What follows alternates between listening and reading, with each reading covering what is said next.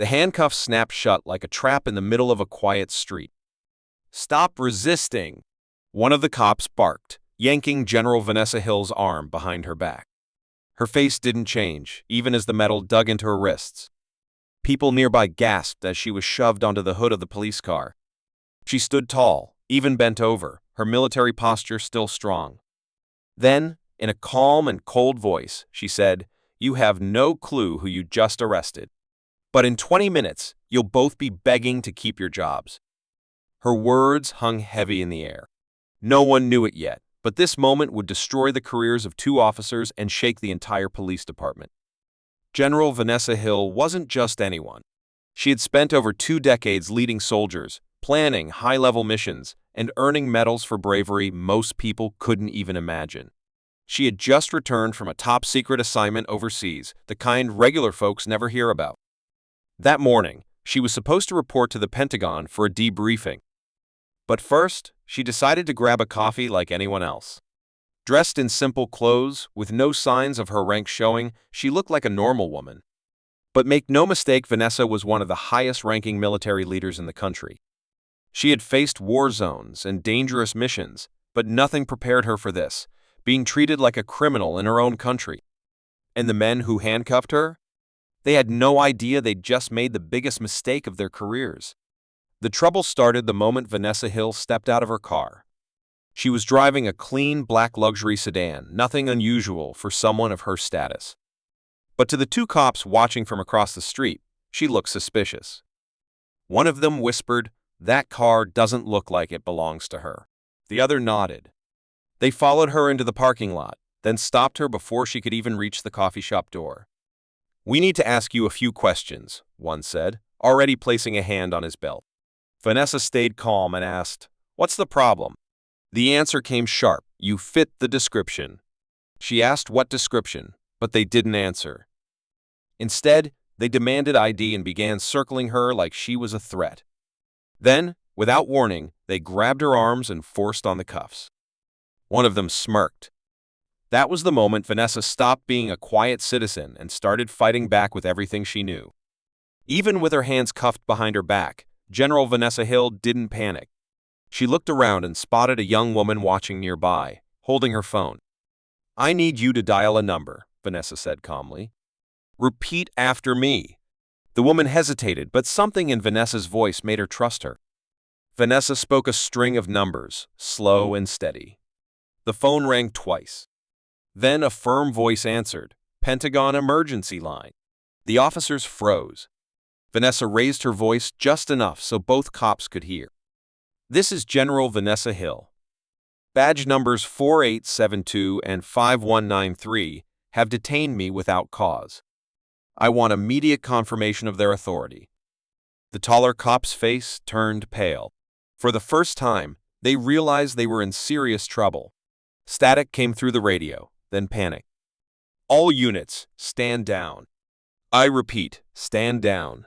The cops stepped back. Their hands shook. What they thought was a routine stop had now become a career-ending disaster. Moments later, the sound of more sirens filled the air. But this time, they weren't coming to help the officers. They were coming for General Vanessa Hill. Police cars pulled up fast, but no one got out to support the two cops. Instead, the police chief's voice crackled through the radio, full of fear. "You just handcuffed a Pentagon-level officer. What were you thinking?" The officers looked at each other, panic rising in their eyes. One tried to explain, but no one was listening anymore. Another officer rushed forward and unlocked Vanessa's handcuffs. She stood tall and calm, brushing off her sleeves like nothing had happened. The two cops stuttered apologies, but Vanessa didn't flinch.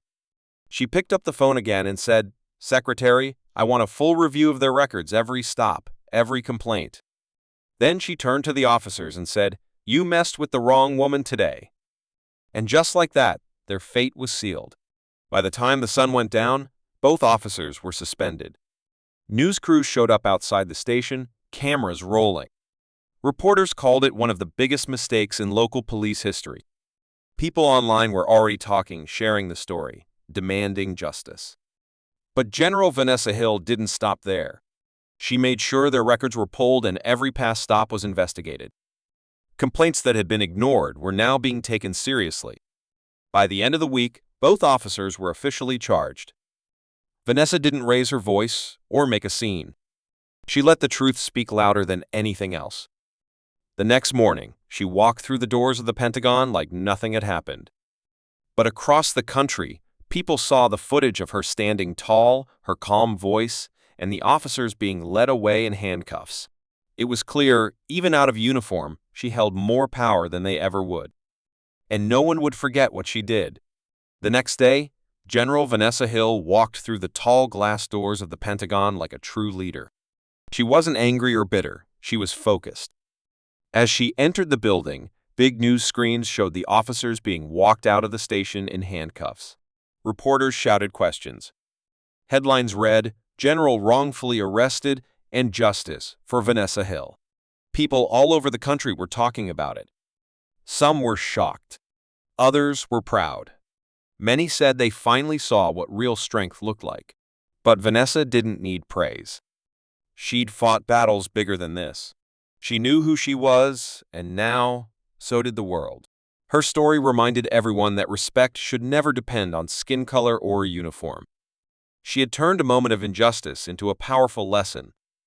And the two cops who thought they were in charge, they had lost everything. One woman, with the right words and the right voice, had changed the game and everyone was watching. By the end of the week, General Vanessa Hill had made sure the two officers were held accountable. Their careers, once filled with pride, were now in ruins.